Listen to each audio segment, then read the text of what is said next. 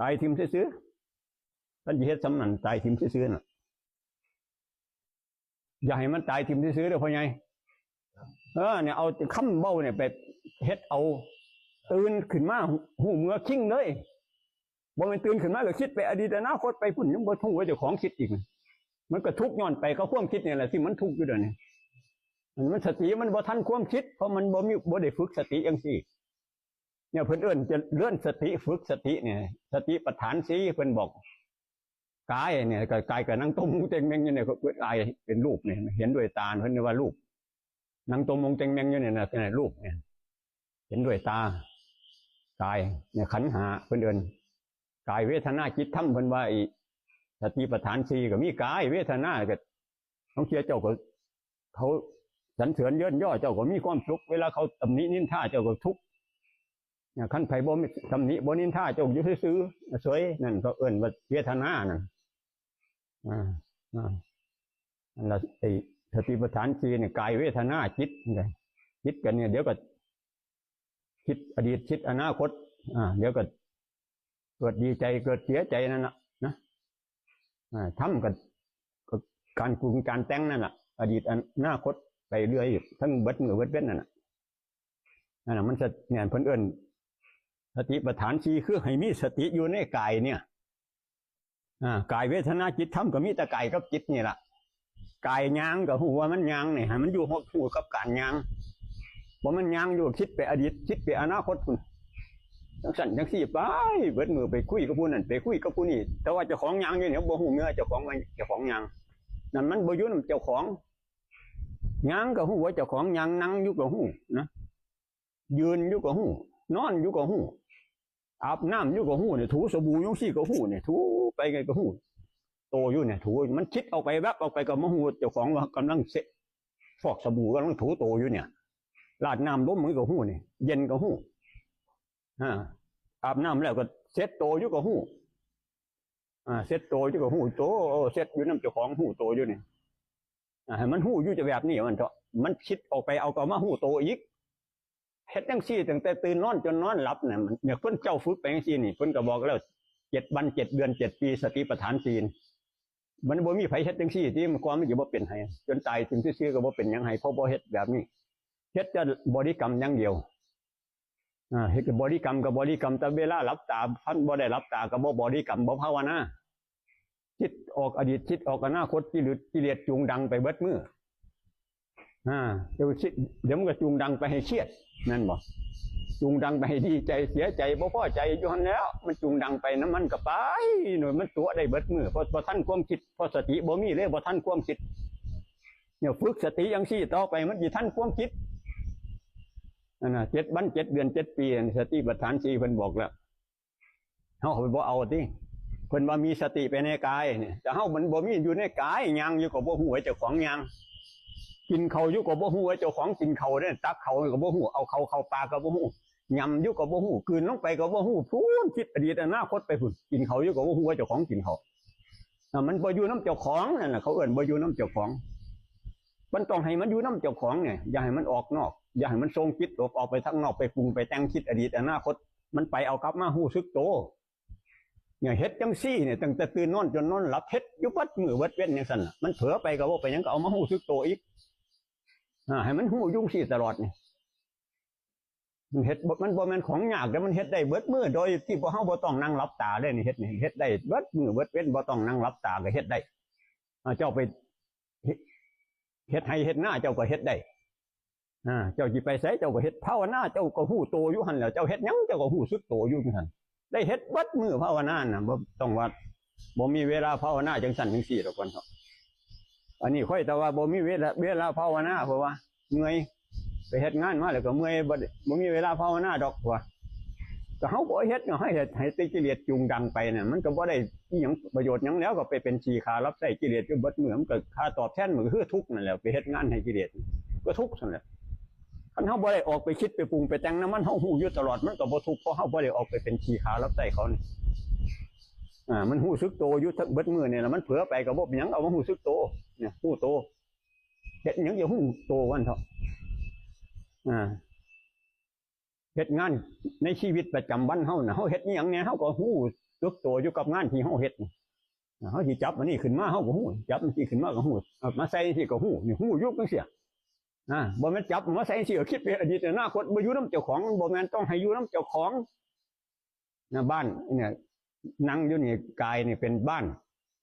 กายเฮาเนี่ยเป็นบ้านเปรียบเสมือนบ้านนะแต่ว่าใจนี่คือเจ้าของบ้านกับเจ้าของบ้านมันต้องอยู่นำกันอย่าให้มันออกนอกบ้านอันนี้เฮาออกนอกบ้านเห็นบ่คิดอดีตคิดอนาคตคือออกนอกบ้าน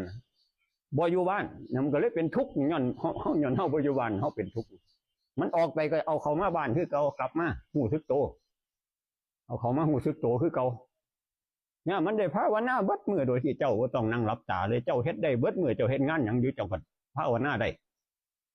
มันเผลอไปเจ้าก็มาหู้สึกโตอีกเนี่ยมันสิเผลอเบิดมื้อก็มาหู้สึกโตเบิดมื้อนี่เฮ็ดจังซี่ว่างลงสิก็หู้ให้มีสติอยู่กับปัจจุบันจังซี่ตลอดเวลาเนี่ยนั่นเขาเอิ้นว่าฝึกสติเฮ็ดความรู้สึกตัวทำความรู้สึกตัวเนี่ยมันอยู่นำการเคลื่อนไหวของกายเฮานี่กายเฮาไปเฮ็ดหยังเฮาก็ฮู้ว่าเถาะเกาหัวอยู่สิก็ฮู้เจ้าของเกาหัวว่ามันเกาหัวสิคิดไปอดีตอนาคตมันฮู้หยังเจ้าของเกาหัวก็ฮู้เนี่ยเฮ็ดหยังก็ฮู้เนี่ยงวกใส่ก็ฮู้งวกหัวสิก็ฮู้เบิ่งเทิงสิก็ฮู้เนี่ยมันอยู่นำเจ้าของเป็นปัจจุบันอยู่ตลอดเวลาอย่างเสียมันบ่ทุกข์เนี่ยเพราะมันบ่ได้ออกไปปรุงไปแต่งเฮ็ดงานให้กิเลสบ่ได้ไปเป็นรับใช้กิเลสนี่มันอยู่นำเจ้าของเบิดมื้อเห็นบ่นี่นั่นล่ะมันสิพ้นจากกิเลสได้ก็ย้อนมีสติอยู่นำเจ้าของอันนี้เฮาบ่มีสติอยู่นำเจ้าของติแต่ว่าคิดไปทางไหนเนี่ยบ่ฮู้เจ้าของคิดครับเพราะว่าเฮาบ่มีสตินั่นแหละความคิดกับเฮาเลยเป็นอันเดียวกันความน้อยใจกับเฮาก็เป็นอันเดียวกันความเครียดความโกรธกับเฮาก็เป็นอันเดียวกันเบิดดีใจเสียใจก็เป็นอันเดียวกับเฮาเพราะเฮาบ่มีสติเนี่ยมันบ่มีสติมันเป็นจังซี่เฮาต้องฝึกสติเนี่ยให้มันรู้เท่าทันความคิดปรุงแต่งอย่าไปนำมันคิดมาอย่าไปนำมันเอามารู้สึกโตคิดไปอีกเอามารู้สึกโตอีกเนี่ยยุ่งเสียอย่างนั้นน่ะเบิดมือเบิดเว้นเนี่ยจนหลับคากันบนเฮ็ดเวลานอนก็หันใจเขาพูดหันใจออกโต้นี่หันใจเขาพูดออกโต้มันวับไปคิดก็เอามาอยู่กับลมเขาพูดออกโต้อยู่เลยจนมันหลับมันเท่าไหร่ตื่นเช้ามาก็ทันทีเลยมันตื่นเช้ามาก็มีสติอยู่น้ำเจ้าของเลยลุกกองแกงจากที่นอนไปนี่ก็มีสติอยู่น้ำเจ้าของหู้ซึกโตอยู่นี่ย่างไปห้องน้ำที่ก็หู้นี่ย่างไปห้องน้ำก็หู้ไปเปิดประตูห้องน้ำก็หู้ที่ไปแปรงแขวก็หู้เนี่ยจับแปรงสีเขียวมากก็หู้เอาบีบยาสีเขียวใส่แปรงสีเขียวก็หู้แปรงเขียวอยู่จังสี่ก็หู้มีสติอยู่จังเสียหู้โตอยู่เสียมันยับไปก็เอามาหู้โตเนี่ยก็ต้องแปรงแขวอยู่แปรงแขวแปรงฟันแล้วก็บ้วนปากอยู่ก็หู้ล่างนายสี่อยู่ก็หู้เช็ดนาอยู่ก็หู้นั่งขี่นั่งเยี่ยวอยู่ก็หู้อยู่น้ำเจ้าของสันมันคิดไปก็มาหู้อยู่น้ำเจ้าของจังเสียนั่นน่ะแล้วออกจากหันย่างออกจากห้องน้ำมันก็หูปิดประตูห้องน้ำก็หูย่างไปเฮ็ดยังต่อก็หูยุ่งสันปัดเว้นเบิดมือเบิดเว้นเลยนั่นน่ะมันเผลอก็เอามาหูโตอีกเฮ็ดจุ่งเสียมันยากบ่ตามที่บอกมานี่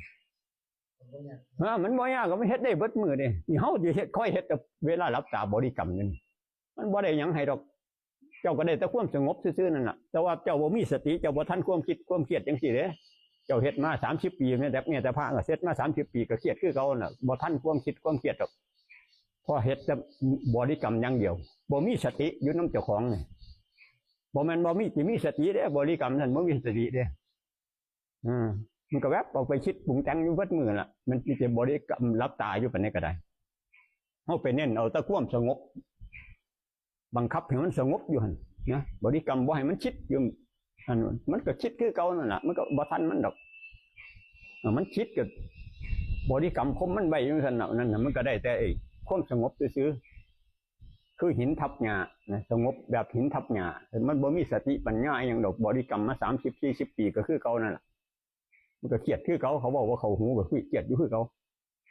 แต่ถ้าฝึกสติจังซี่มันสิทันได้เห็นมันเครียดก็บ่ไปเครียดกับมันในต่อไปนะมันสิเห็นเลยเห็นมันคิดนี่สิเห็นความคิดสิทันความคิดเลยมันคิดกับหัวมันคิดเฮาสิบ่ไปคิดกับมันเด็ดต่อไปเห็นมันเครียดก็บ่ไปเครียดกับมันบัดนี้มันสิฮู้ทันจังซี่มีสติมันสิฮู้ทันแบบนี้แต่คันบริกรรมนี่40 ปีก็บ่ฮู้แบบนี้บริกรรมอย่างเดียวนี่บ่มีดอกพระนี่30-40 พรรษาก็บริกรรมอยู่หั่นก็คือเก่าบ่ได้อีหยังดอกเครียดอยู่คือเก่าน่ะเพราะเอาแต่บริกรรมอย่างเดียวเอาแต่บริกรรมแต่เวลารับตาน่ะจังหวะนั้นน่ะ อันนั้นมันบ่เฮ็ดจังซี่คันเฮ็ดจังซี่นี่มันคู่วัดได้ทุกคนน่ะคันเฮ็ดจังซี่มันได้ทุกคนเพราะได้ภาวนาเบิดมื้อเด้บ่มันสิค่อยแต่เวลาหลับตาเด้นี่มันได้เฮ็ดเบิดมื้อเด้คันเฮ็ดแบบนี้โดยบ่ต้องหลับตาเลยได้ภาวนาโดยที่บ่ต้องหลับตาเฮ็ดหยังอยู่บ้านเฮ็ดหยังแน่ล่ะ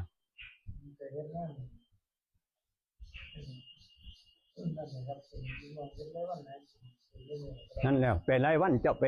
ไปเจ้าไปขุดมันหึ่งจังซี่นั่นแล้วก็จบเพียงเจ้าก็มีสติอยู่กับการเจ้าที่เฮ็ดนี่เอาที่เชื่อมเจ้าอยู่ห้องเขาก็หูเดียวนี่มาใส่เจ้าจับนั่นว่างนี่เจ้าก็หูมีสติอยู่น้ำเจ้าของเนี่ยเจ้าก็ได้ภาวนาเบิดมื้อเนี่ยแหละไม่ได้ภาวนาเบิดมื้อเจ้าต้องบริกรรมเนี่ยตอนที่ตื่นนอนหลับจากตื่นนอนแล้วเจ้าบ่ต้องบริกรรมยังให้มีสติอยู่น้ำมือที่เขาเฮ็ดนั่นย่างไปเฮ็ดนั่นเฮ็ดนี่มีสติอยู่น้ำเจ้าของนั่นน่ะจับยังขึ้นมากกับหูโตเนี่ยจับขึ้นมากกับหูโตเนี่ยเจ้าจับนู่นจับนี่เฮ็ดอลูมิเนียมเจ้าก็หูนะมาเทียบมาจอดเจ้าจิตยิ่งน็อตยิ่งยังใส่เจ้าก็หูมีสติเจ้าเฮ็ดจับยังก็ว่างเจ้าก็หูอยู่เสียเนี่ยเจ้าได้ภาวนาเบิดมือเนี่ยมันเผลอไปเจ้าก็มาหูโตอยู่กับงานที่เจ้าเฮ็ดนั่นแหละมันได้ภาวนาเบิดมือเจ้าก็ต้องบริกรรมตอนเฮ็ดเจ้าบริกรรมเฉพาะเจ้าเวลานั่งหลับตาก็พอเนี่ยเอามีสติอยู่น้ำเจ้าของให้มันหูโตตอนในการยืนเดินนั่งนอนทุกสิ่งอย่างเนี่ยเฮ็ดได้เบิดมือแบบนี้เฮ็ดเนี่ยมันจิตขั้นเฮ็ดต่อเนื่องไปเนี่ย7 วัน 7 เดือน 7 ปีมันก็บอกแล้วสติปัฏฐาน4เนี่ยสติปัฏฐาน4มีสติไปในกายเนี่ยกายเฮาเฮ็ดหยังเฮาก็มีสติอยู่น้ำมันเฮาที่เคลื่อนไหวไปมาเฮ็ดนั่นเฮ็ดนี่เฮาก็มีสติอยู่น้ำกายที่มันเคลื่อนไหวนี่ต่อไปมันก็จะทันความคิดเด้อมันเฮาเห็นกายเคลื่อนไหวไปจนมันเขาเรียกว่าความเคยชินมันเป็นความเคยชินมันจะช่ำนั่นแต่ต่อไปมันจะทันความคิดได้บัดจิตมันจะเป็นสมาธิตั้งมันขึ้นมาสติสะสมเขาหลายๆมันจะเป็นสมาธิจิตตั้งมันบัดนี้มันจะทันความคิดไปมันจะทันความคิดที่เห็นมันคิดเนี่ยเขาจะบ่ไปคิดน้ำมันเพราะที่ท่านเห็นมันเครียดก็บ่ไปเครียดน้ำมันบัดเนี่ยมันจะเหตุให้เขาเห็นแบบนี้ต่อไปคันเหตุให้มันต่อเนื่องจังที่ว่านี่นะไม่ก็ยีเผลอเนี่ยเป็นธรรมดานั่นแหละบอกว่าเพิ่นว่าตัวมันเผลอเบิดน่ะเผลอทุกคนเผลอไปเขาเอามาหูตัวอีกเผลอบัดมือเอามาหูตัวบัดมือสิหูซึกโตยบัดมือแบบนี้เฮ็ดยังสี่นะมันจะเผลอดูนะไม่มันจะเผลอเพราะมันบ่ทันได้เคยชินเพราะว่าเขาบ่เคยเฮ็ดคันเขาเฮ็ดต่อเนื่องเฮ็ดจนเป็นความเคยชินนะมันก็บ่อยากไปคิดแล้วมันคิดมันก็หูท่านมันสิบ่ไปแล้วมันสิอยู่น้ำเจ้าของนะบัดย่างก็หูว่าเจ้าของย่างเฮ็ดนั่นเฮ็ดนี่ก็อยู่น้ำเจ้าของเนี่ยมันจะบ่ออกไปทางนอกมันจะอยู่แต่ในบ้านแบบนั้นไม่จะบ่ออกนอกบ้านคันเขาเฮ็ดไปเรื่อยๆมันจะบ่ออกนอกบ้านมันต้องเฮ็ดจังซี่เฮ็ดให้มันได้ตลอดเวลาแบบนี้เพราะว่านะแต่ก่อนก็บ่ฮู้คือกันแล้ววิธีก็เอาแต่นั่งหลับตาบริกรรมเท่านั้นคันบ่หลับตาก็บ่ภาวนาแล้วหลวงพ่อก็คือกันแหละแต่ก่อนบ่หลับตาก็บ่ได้ภาวนาบ่นั่งจงกรมก็บ่ภาวนาพุทโธตั้งแต่เวลาย่างจงกรมก็หลับตาเท่านั้นเวลาเช้ารับตาสิกับกิเลสจูงดังไปใช้กับไปนะมันหมดบัดนี้บ่มีสติบ่ฮู้สึกตัวแบบนี้มันบ่ฮู้วิธีแต่ก่อนบ่ฮู้วิ